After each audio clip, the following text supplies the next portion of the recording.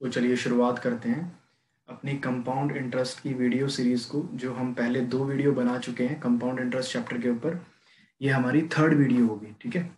अब इस third video के अंदर हम क्या करने वाले हैं, उसके लिए आपको ये समझना ज़रूरी होगा कि पहले 2 वीडियो हमने करा क्या था, ठीक है।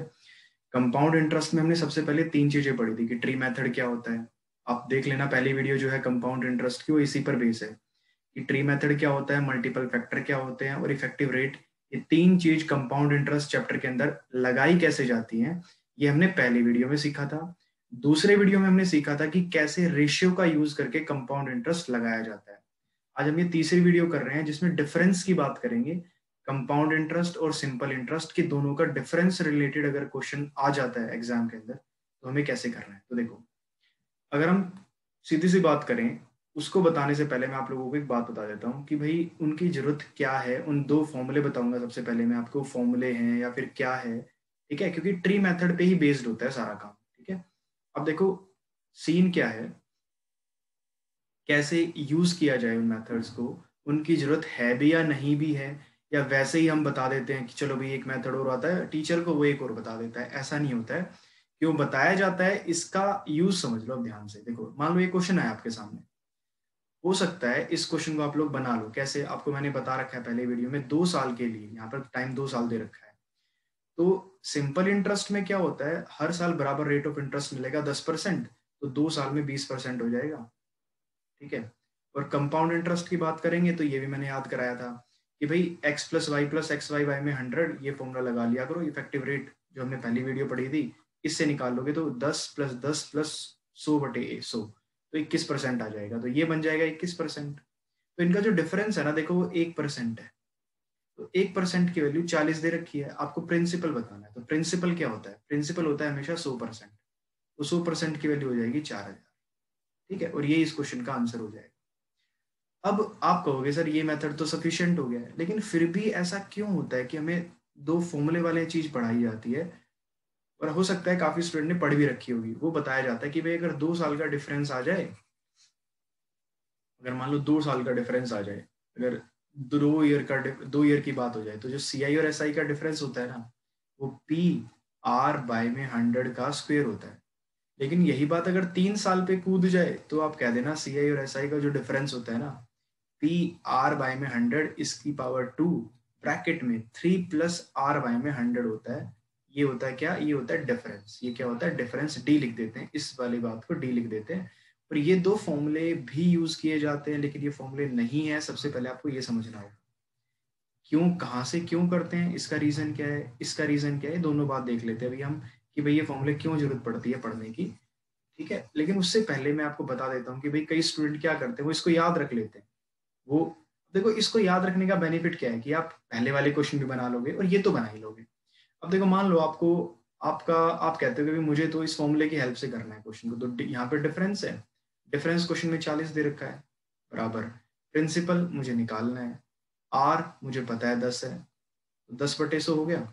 यहाँ पे स्क्वेयर कर दो, 0 0 काट दो, 10 का स्क्वेयर 100 होता है। तो प्रिंसिपल की वैल्यू यहाँ से 4000 आ जाएगी, ठीक है। तो आप कहोगे चाहे आप इफेक्टिव रेट लगा लो, चाहे आप फॉर्मूला लगा लो, तो कहने का मतलब ये हुआ कि पहुंचना वहीं पे है, चाहे आप किसी रास्ते से चले जाओ, है ना। कहानी ये है सारी। लेकिन इसके साथ में मैं आपको एक बात और बता,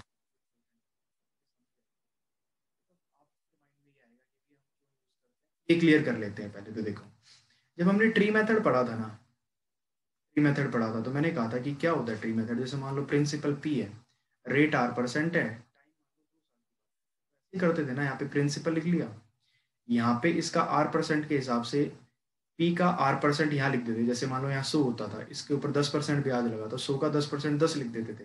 लेकिन यहाँ पे तो वेरिएबल है, तो आप कहोगे भाई P का R% PR/100 हो जाएगा। ये हो गया पहले साल की बात। अब दूसरे साल पे जब जाते थे, याद होगा ट्री मेथड में हम क्या करते थे, दूसरे साल में तो इस पे ब्याज लगेगा ही लगेगा प्रिंसिपल पे, P का R% R/100।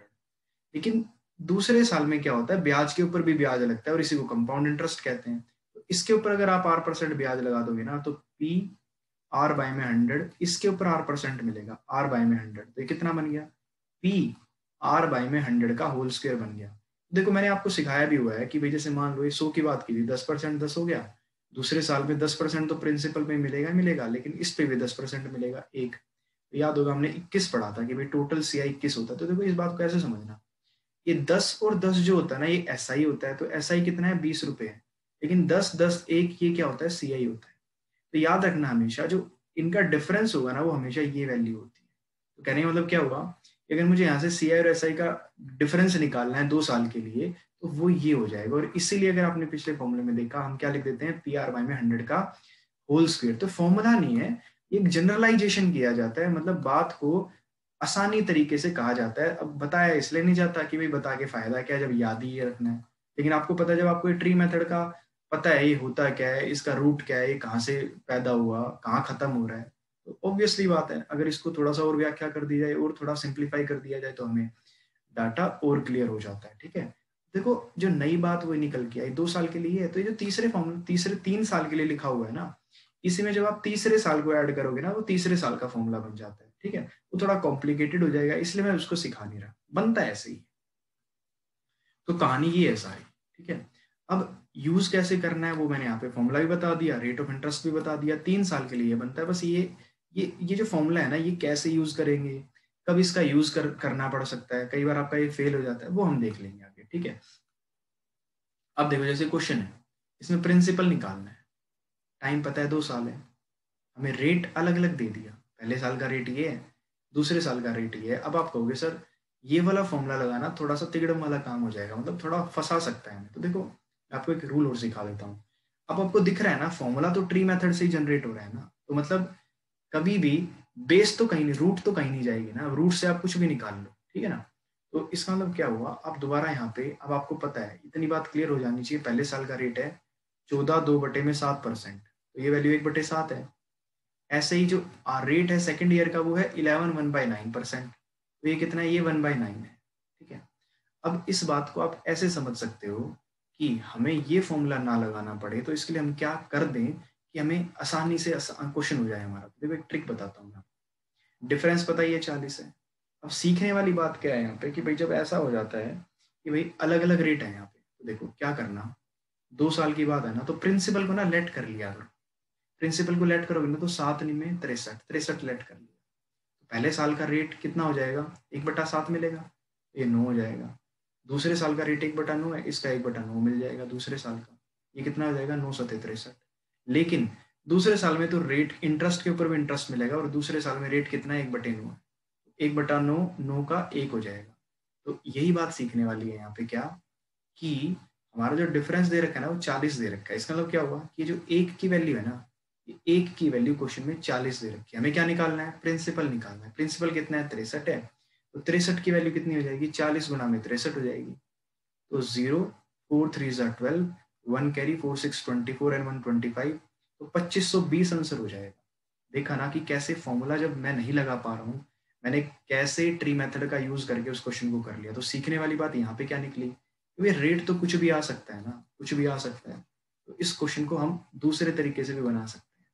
आप यहीं पे कंफ्यूज हो जाते हो कि बता तो फॉर्मूला रहे हैं लगा ये रहे हैं, आपको यही तो सीखना है कि भाई फॉर्मूले में अगर सिंपल इंटीजर वैल्यू होती जैसे यहाँ 10% थी पुट कर दी क्वेश्चन हो जाएगा, लेकिन हम क्यों यहाँ पे 14 गुना में 7 करें फिर 2 जमा कर दें, यहाँ पे करते फिर जरूरत ही नहीं है। आप यहाँ पे डायरेक्ट ट्री मेथड लगाओ तो यहीं से आपका आंसर हो जाएगा। ठीक है, आगे चलते हैं, कहाँ फेल हो जाता है कहाँ पे कौन सा मेथड आसान है, यही तो प्रैक्टिस से सीखना होता है। ठीक है, अब आगे चलते हैं। देखो यहाँ पे क्या है, यहाँ पे सम निकालना है दोबारा। टाइम कितना दिया हुआ है, टाइम दिया हुआ है 3 साल दिया हुआ है। अब यहाँ पे 3 साल की बात आ गई और डिफरेंस दिया हुआ है 93। ठीक है, और यहाँ पे रेट दिया हुआ है 10% और हमें डिफरेंस भी पता है। अब देखो मैंने पहले वीडियो में बताया था, अब देखो फॉर्मूला तो लगा ही सकते हो ना। फॉर्मूला क्या है यहाँ पे हमारे पास, पी आर बाय में 100 का whole square 3 plus R by में 100, ये है डिफरेंस। ठीक है, तो मेरा सजेशन तो ये है कि यहाँ पे आप फॉर्मूला बनाओ, यहाँ पे फॉर्मूला आप लगाओ ही मत। क्यों मत लगाओ, क्योंकि हमें पता है 3 साल का रेट ना 10% के हिसाब से 33.1% होता है 33.1%, तो सी आई कितना है 33.1% रेट हो जाएगा। लेकिन एस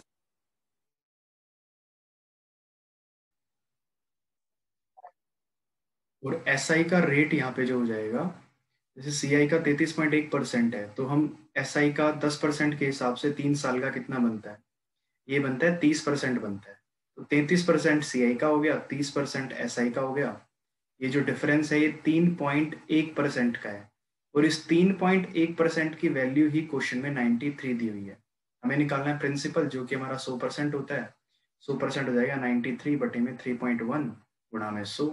पॉइंट को हटाओ, जीरो यहाँ लगाओ, आपको दिख रहा है साफ साफ, 3 एकम 3, 3 तीन और 3 पे गया, तो 3000 प्रिंसिपल आ जाएगा। मतलब जो प्रिंसिपल सम की वैल्यू है 3000 हो जाएगी।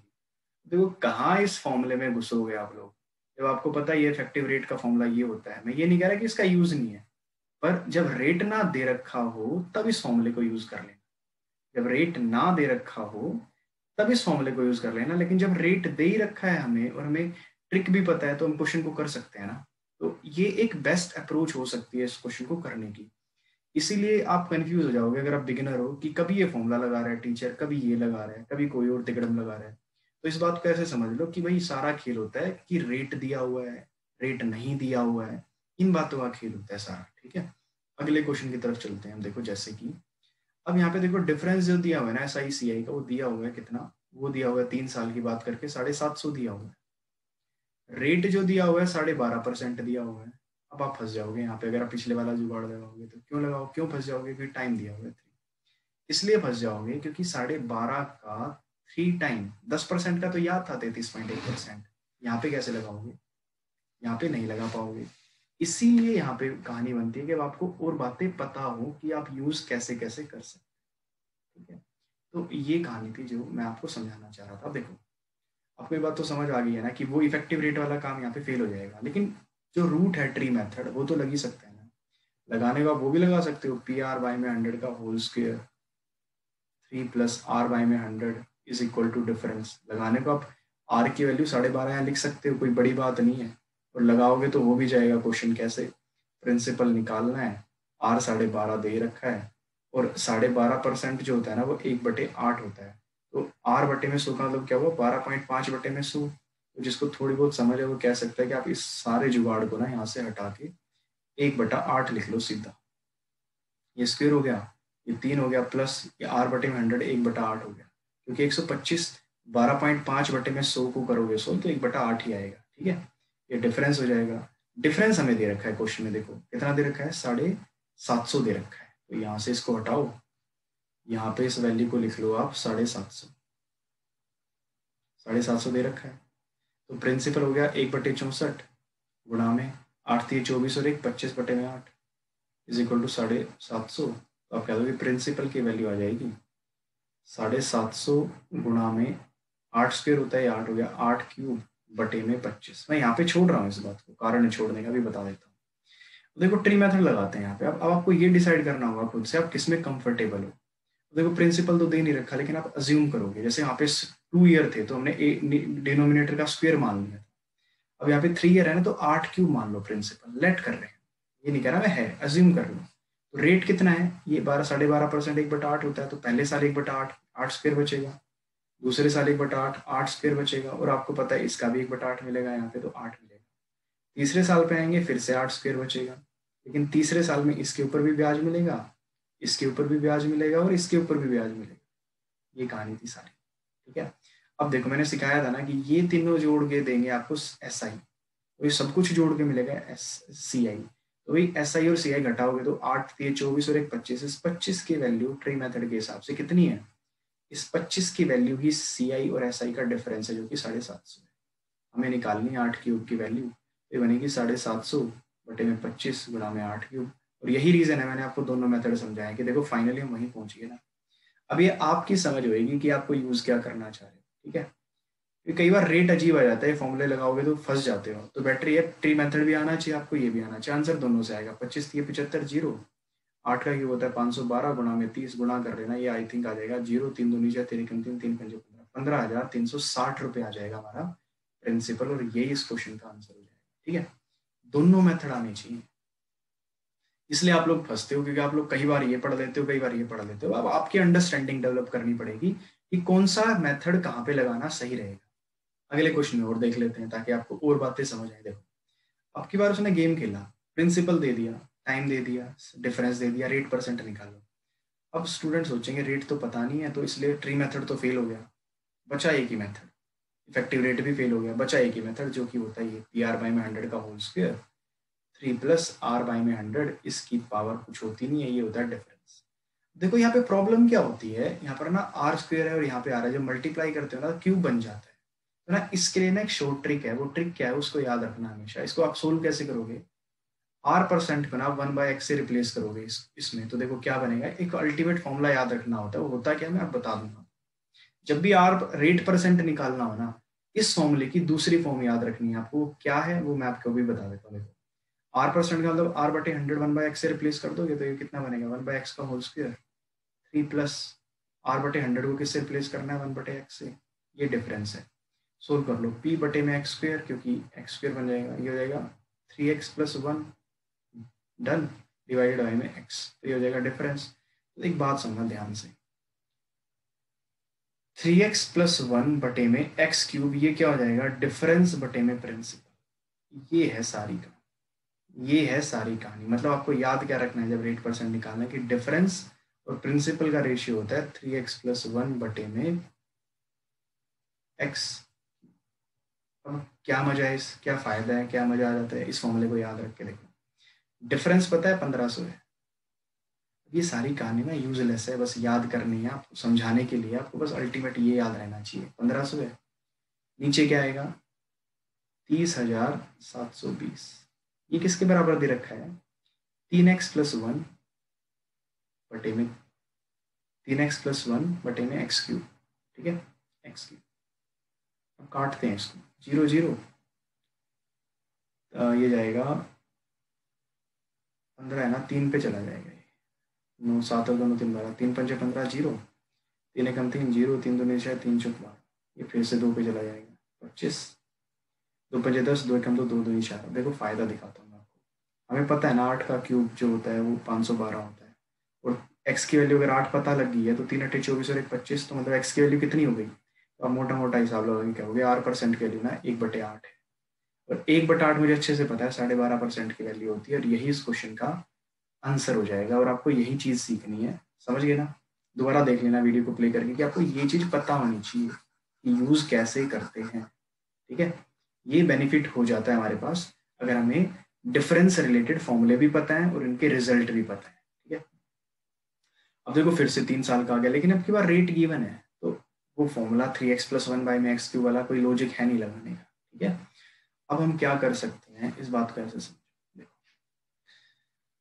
लगाने को तो इफेक्टिव रेट लगा सकते हो, लेकिन आप कहोगे सर हमने तो आपने तो याद कराया ही नहीं 5% का, इसलिए आप क्या कर सकते हो, देखो 5% क्या होता है, 1/20 होता है, ठीक है। तो 20 का 3 साल की बात है तो 20 क्यूब मान लो प्रिंसिपल। तो बार बार बनाने की जरूरत नहीं होती, आपको याद रहना चाहिए वैसे। लास्ट में यहाँ 20 स्क्वायर बचता है, यहाँ 20 बचता है, यहाँ भी 20 बचता है, तो यहाँ पे 1 बचेगा, यहाँ पे 20 बचेगा। तो हर बार जो भी ये क्यूब होता है ना, जो भी ये क्यूब होता है 3 टाइम ऑफ, जैसे मान लो ये वैल्यू a क्यूब है, तो 3 टाइम ऑफ a + 1 हमेशा कंपाउंड इंटरेस्ट ये बनेगा, ठीक है ना, हमेशा ये बनेगा। मतलब 3 गुणा में 20, 61 बन गया ना, 61 ये सी आई हो गया, सी आई माइनस एस आई, सॉरी, ठीक है, ये हो जाएगा 61। तो सी आई माइनस एस आई जो है ना मेरा, वो हमेशा 3a + 1 बनेगा। ये सब बनाने की जरूरत होती नहीं है, पर समझाने के लिए बनाना पड़ रहा है कि भाई 3a + 1 हमारा हो जाएगा, ठीक है। अब देखो क्या समझाएंगे हम कहेंगे 61 की वैल्यू 15.25 है, हमें क्या निकालनी है, प्रिंसिपल की वैल्यू, और प्रिंसिपल कितना है 20 क्यूब है, निकाल लो यहाँ से 15.25 बटे में 61 गुणा में 20 गुणा में 20 गुणा में 20, ठीक है। पॉइंट हटाओ, नीचे 100 लगा लो, 2 0 से काट दो उसको, 20 पंजे 100 ही कर दो, 5 चौक 20 कर दो, ठीक है। अब देखो हिसाब ये कहता है, पॉइंट तो हट चुका है, कि ये मल्टी डिवाइड होना चाहिए कम्प्लीटली इससे, अगर इंटीजर में वैल्यू है तो करके देख लेते हैं, हो रहा होगा शायद। 2 पे जाएगा, 2 कम 2, 2 6 12, 0 3 5, अब ये 5 पे जाएगा, 5 1 5, 5 6 30 गया ना पूरा, ये काट के 25 बन गया, 25 ये हो गया, ठीक है। और 25 गुणा में 4 गुणा में 20 80, तो 25 गुणा में 80 कर लोगे तो 25 अट्ठे 200 होता है। तो ये आपका आंसर हो जाएगा, उत्तर हो जाएगा इस क्वेश्चन का, कि सम की वैल्यू कितनी है 2000 है। आई थिंक आप समझ आ रही होगी वैल्यू, कि ट्री मेथड भी बनाने की जरूरत नहीं है, बस जो भी ये निकली वाली वैल्यू होती है ना 3a + 1, यही आपका डिफरेंस होता है, ठीक है। मैंने पहले इसलिए नहीं बताई थी क्योंकि आपको तब समझ नहीं आती, अब समझ आ जानी चाहिए, ठीक है। जैसे हमने पीछे तो क्वेश्चन किया था ना, यहाँ पे एक ये किया था, हम 25 लिख रहे थे, आप डायरेक्ट क्या लिख सकते हो, इसको डायरेक्ट लिख सकते हो कि जो डिफरेंस होगा वो हमेशा 3a + 1, मतलब 3 8 24 और 1 25, ये बात क्लियर हो जानी चाहिए माइंड में, अगर आपको बातें समझनी है तो, ठीक है।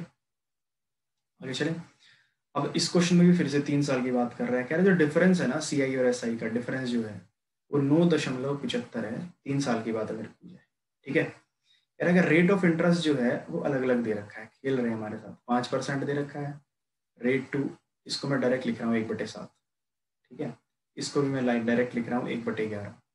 कहने का मतलब क्या हुआ, आपको ये समझ आना चाहिए कि 9.09% 1/11 होता है, 11.11% 1/9 होता है, ठीक है। इफ 14 2/7 ये 1/7 होता है। ये आपकी वैल्यू ना परसेंटेज में थी, परसेंटेज में मैंने बताई नहीं थी ये, लेकिन दोबारा एक और बेसिक वीडियो बना दूंगा परसेंटेज में, आपको पता होना चाहिए फ्रैक्शन से कैसे परसेंट में कन्वर्ट किया जाता है, ठीक है। अब यूज क्या होगा इसका, इसका यूज ऐसे करोगे आप, ये है 1/20 5%। अब आप दोबारा कहोगे कि भाई अलग अलग 3 साल की बात है, हमने तो R/में 100 का स्क्वायर 3+R/100 ये फॉर्मूला पढ़ा हुआ है, फॉर्मूला तो फेल हो गया क्योंकि समझ नहीं आ रहा मामला करें क्या। तो आपको क्या करना है इस चीज में, क्योंकि वो डेवलप होता है ट्री मेथड से। तो ट्री मेथड देखो कैसे लगता है, मैंने सिखाई दिया, 3 साल है ना, तो इन तीनों का गुणा कर लो आप, ये आपका प्रिंसिपल हो जाएगा। 20 7 और 11 लेट कर लिया, प्रिंसिपल है, कहानी वही चलेगी। पहले साल का क्या है 1/20 है, दूसरे साल का 1/7 है, तीसरे साल का 1/11 है। 1/20 77, 1/7 220, 1/11 140, ठीक है। दूसरे साल में क्या होता है, ये रेट मिलेगा 1/7, तो इसका 11 हो जाएगा, खत्म। तीसरे साल में 1/11 है, तो ये कितना हो जाएगा 20, 1 और ये 7। समझ आ रही है बातें। यहाँ पे आप ये नहीं कर पाओगे 3a+1, क्योंकि अलग अलग बातें हैं, ठीक है। ऐसे याद रखने वाले ऐसे भी रख लेते हैं कि भाई इन तीनों को जोड़ दो, 20 7 और 11 और इसमें 1 जोड़ दो, याद ऐसे किया जाता है वैसे कि 7 20 और 7 27, 27 में 11 जोड़ दो या 38 बनेगा, 38 में 1 जोड़ दो 39 बनेगा। ये भी करने की जरूरत नहीं होती, लेकिन आप इनिशियल स्टेज में हो तो ऐसे समझ सकते हो आपकी भाई ऐसा करा जाता है, ठीक है। तो डिफरेंस क्या है, डिफरेंस ये तो है ना, हम सीख चुके हैं। 28 और 11 कितना होता है 33 होता है, ये कितना है 31 और 1 32, 32 और 7 कितना हुआ 39 हुआ, अभी हम कर ही चुके हैं, ठीक है ना। तो इस चीज को ऐसे याद रख लेना, जरूरी नहीं है कि आपको ऐसे ट्री मेथड ही बनाना पड़ेगा बार बार ना, कोई जरूरत नहीं है। डायरेक्ट इन तीनों को ऐड करो, इन तीनों को ऐड करो, 38 और 1 जोड़ दो। उसमें क्यों जोड़ते हैं कई बार ये नहीं पता लगता बच्चे को, इसलिए बताना पड़ता है, ठीक है। तो 39 यूनिट की वैल्यू क्वेश्चन के हिसाब से ना 9.75 है, हमें बतानी है प्रिंसिपल की वैल्यू जो कि हमने ये मानी हुई है। तो मतलब हम कहेंगे 20 गुणा में 7 गुणा में 11 की यूनिट की वैल्यू बतानी है, तो 9.75 बटे में 39 गुणा में 20 गुणा में 7 गुणा में 11, ठीक है। पॉइंट हटाओगे यहाँ पे 100 लिख लो, ठीक है। अब आगे कर लेते हैं, 20 पंजे 100, इस 5 से काट लो इसको, 5 एकम 5, 4 करी 5 में 45, 5 पंजे 25। अब ये किस पे जाएगा, 5 में 45, 4 करी 5 पे चला जाएगा, ठीक है। तो बचा क्या बस 5 7 और 11, 35 गुणा में 11 कितना होता है, हो जाएगा 385, ठीक है ना। यही इस क्वेश्चन का आंसर हो जाएगा। तो यही ब्यूटी है बस इस मेथड की, कि ये बिना लगाए भी आप कर सकते हो, पर उसके लिए अंडरस्टैंडिंग डेवलप हो पहले कि क्यों लगाया जाता है, वरना तो यूजलेस आप लोगों के लिए, ठीक है ना। जैसे यहाँ पे चलते हैं, 14.28% बता चुका हूँ 1/7 होता है, ये भी बता चुका हूँ 1/6 होता है, ये भी बता चुका हूँ 1/9 होता है। मेथड वही है, 7 गुणा में 6 गुणा में 9, पहले साल 1/7 करोगे, दूसरे साल 1/6, तीसरे साल 1/9 करोगे, ये बनेगा 6 में 54, इसको काटोगे तो 63 बनेगा, इससे काटोगे तो 7 6 42 बनेगा, दोबारा 1/6 जाओगे 9 बनेगा, ठीक है। अब दोबारा यहाँ पे 1/9 करोगे तो 7 बनेगा, इसका 1 बनेगा, इसका 6 बनेगा। तो देखो समझा इसलिए रहा हूँ, जरूरत थी नहीं, बस इन तीनों को जोड़ लिया करो, 7 और 6 13, 13 और 9 22, 22 और 1 23। डायरेक्ट आप लिख सकते हो कि 23 यूनिट की वैल्यू क्वेश्चन के हिसाब से 53.20 है। समझ रहे हो ना, आई थिंक अब लिख सकता हूँ मैं डायरेक्ट कि ये हो जाएगी। अब हमें बताना है प्रिंसिपल की वैल्यू, और प्रिंसिपल की वैल्यू कितनी है 7 × 6 × 9, तो भाई कितनी हो जाएगी 53.20 बटे में 23 गुणा में 7 × 6 × 9, पॉइंट हटाओगे 2 जीरो लगा लो यहाँ पे, ठीक है, 2 1 0 गई, तो ये कितने पे जाएगा, ये थोड़ा सा 23 से कम 23, 23 दूनी 46, 23 दूनी 46, ठीक है 46, 53 में से 46 गया 7 बचेगा, तो 4 3 12, शायद कैलकुलेशन में कुछ प्रॉब्लम हो रही है यहाँ पे, फिर भी देख लेते हैं, कोई ऐसी बड़ी बात है नहीं यहाँ पे। क्वेश्चन में नहीं, यहाँ पे हमने क्वेश्चन पढ़ गलत लिया। कैसे गलत पढ़ लिया? वही ना कि कॉन्फिडेंस इतना आ जाता है कि सोचा वैसा ही होगा, यहाँ पे ये नहीं लिखा हुआ पिछले क्वेश्चन की तरह कि डिफरेंस दे रखा है 3 साल का ना, यहाँ पे दिया हुआ है कि डिफरेंस जो है CRSI का सर्टेन अमाउंट पे सिर्फ तीसरे साल की बात कर रहा है इतनी, मतलब तीसरे साल का जो हमारा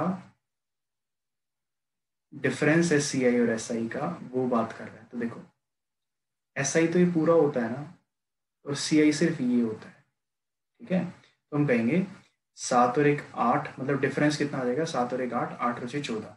तो इस 14 यूनिट की वैल्यू ना क्वेश्चन के अंदर ये दी हुई है 53.20, ये समझ आनी चाहिए आपको बात, ठीक है। Done, okay. ये है समझ कि भाई टोटल तो ये क्या होता है हमारा, टोटल CI है, ये टोटल CI है, लेकिन ये 42 सिर्फ SI होता है। तो टोटल में से 42 गया तो 7 और 1 8, 8 और 6 14, 14 यूनिट की वैल्यू दी हुई है। हमें बताना है क्या प्रिंसिपल। देख रहे हो ना कि कैसे बातें घुमाई जा सकती हैं, ठीक है। इसलिए मैं कहता हूँ कि बेसिक अंडरस्टैंडिंग पता होनी चाहिए। 53.22 20/14, 7 6 42 गुना में 9, 14 3 42, गुणा करना पड़ेगा, और तो क्या है 53 20/100 गुना में 3 में 27, 0 0 हटा लो यहाँ से। तो इसको मल्टीप्लाई जब आप करोगे 2 पंजे 10, 2 दूनी 4, 2 6 12, 2 6 12, ठीक है। तो मल्टीप्लाई करना पड़ेगा, और तो कोई सॉल्यूशन है नहीं इसका, ठीक है। तो 266 को 27 से मल्टीप्लाई कर लेना, बटे में 5 है। मल्टीप्लाई कैसे करोगे, देखो इस 27 को या तो 30 - 3 में ब्रेक कर लेना, ठीक है, या फिर आप डायरेक्ट इसको 5 पंजे 25, 5 चौक 20, 5.4 को इससे मल्टीप्लाई कर लेना, ठीक है। 5 से पहले कर लेना प्लस 0.4 से, ठीक है। तो ये इस क्वेश्चन का आंसर हो जाएगा। मेन अंडरस्टैंडिंग थी आपको ये वाली बात समझ आनी चाहिए, ठीक है। ये बात क्लियर होना बहुत जरूरी है, ओके। अगले क्वेश्चन पे चलते हैं। अब कह रहे हैं कि CI जो है सर्टेन सम पे 6 साल का 4,000 है, मतलब प्रिंसिपल है ये 6 साल की बात कर रहा है। यहाँ पे CI दिया हुआ है 6 साल का 4,000, ये अमाउंट नहीं पता मुझे कितनी होगी 6 साल के बाद। अब कह रहा है कि कंपाउंड इंटरेस्ट सेम सेम पे 12 साल के बाद, मतलब 6 साल और अगर जोड़ दिए जाए तो अगला कंपाउंड इंटरेस्ट कितना है, 9600 है 12 साल का। 4,000 यहाँ हो गया, तो 5600 बचेगा जो अगले 6 साल का हो जाएगा, ठीक है। ये हो जाएगा अमाउंट 12 साल के बाद। अब कह रहा है कि बताइए इस प्रिंसिपल की वैल्यू कितनी है। तो ये चीज मैंने आपको पिछली क्लास में समझाई थी।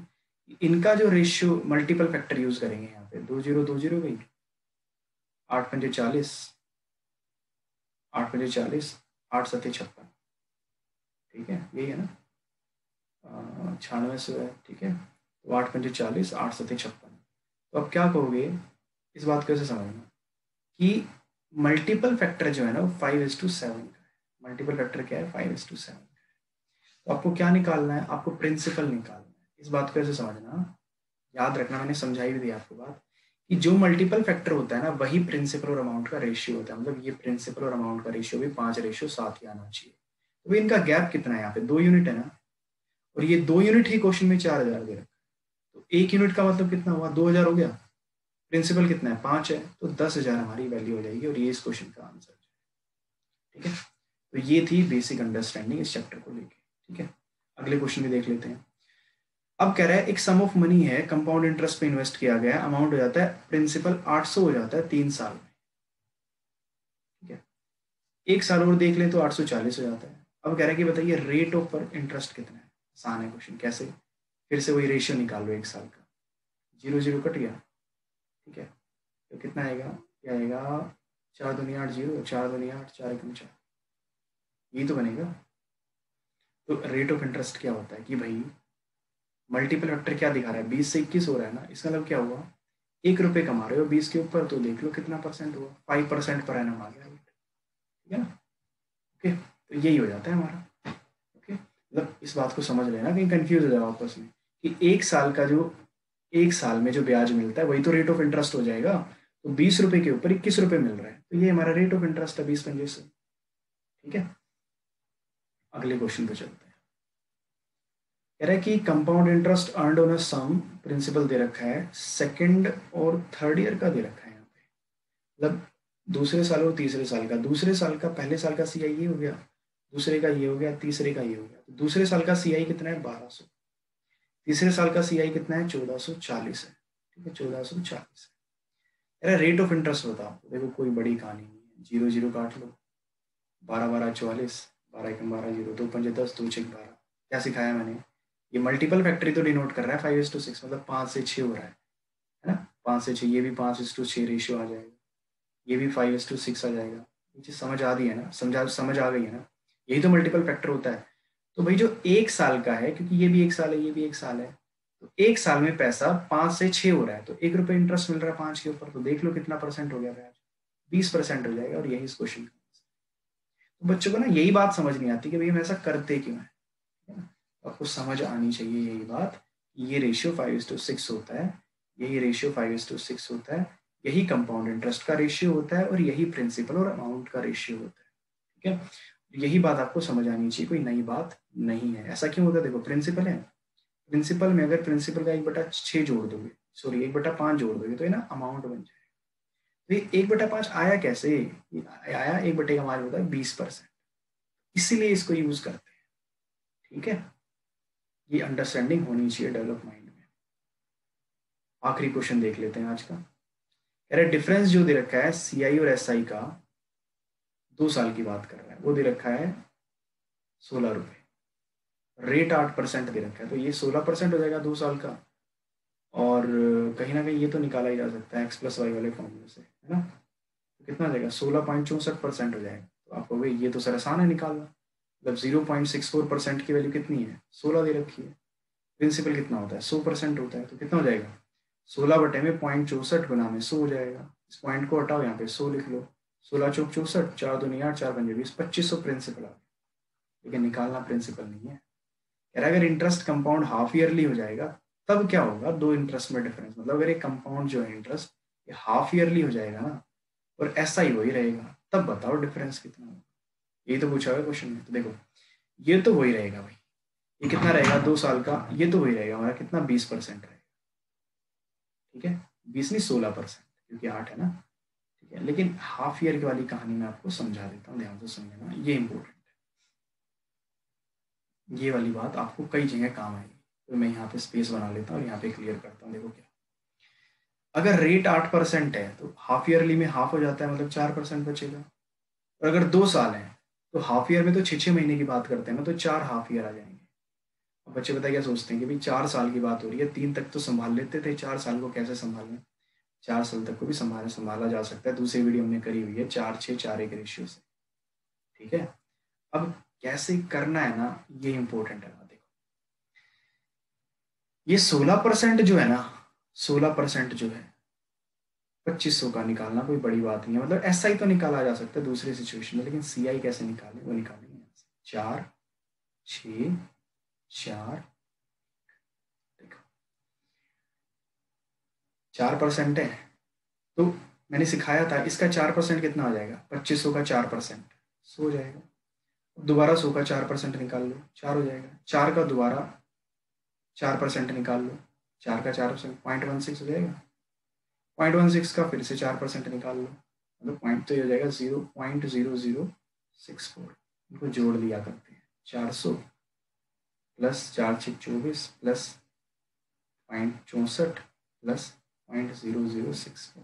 देखने में मुश्किल लग रहा होगा, प्रैक्टिस कर लेना, आसान है। ठीक है, 0 0 गया, 16 पंजे 80, 8 कैरी, 16 दूनी 32 और 8, 400 हो गया। तो देखो आपको निकालना है ये और ये गैप निकालना है, तो 400 400 से कट गया, बचा गया बस 24.6464। ये एग्जैक्ट आंसर आ गया इसका डिफरेंस का।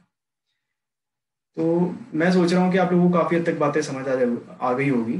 ठीक है, तो बचे हुए बातें हैं वो अपने नेक्स्ट वीडियो में करते हैं, फिर इसको ध्यान से देखना हर क्वेश्चन को। ठीक है, तो चलिए मिलते हैं नेक्स्ट वीडियो में।